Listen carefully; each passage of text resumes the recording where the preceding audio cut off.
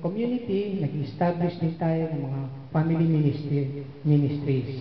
Andiyan po, meron tayong youth, kids, singles for Christ, handmaids of the Lord, and the servants.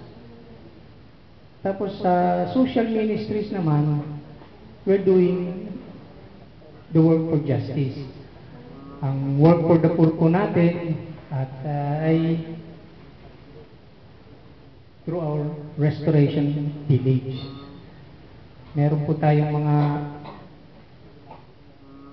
mission, nagpa-participate tayo in the life and mission of the parish to the fullest extent visible. Tayo po ay in-encourage na mag-serve minsan as Eucharistic ministers in the parish, parish pastoral council, and other organization.